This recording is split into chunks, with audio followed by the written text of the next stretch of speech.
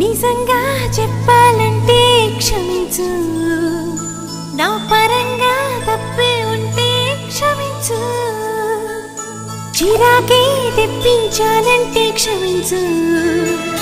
నీ మనసే నొప్పించానంటే క్షమించు,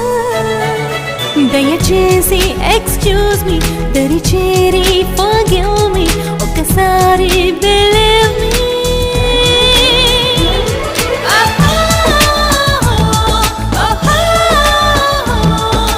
మాట ఆలకించు, నా మనవి చింతగించు, కాస్త హెచ్చరించు, తరువాత బుజ్జగించు, నిజంగా చెప్పాలంటే క్షమించు, నా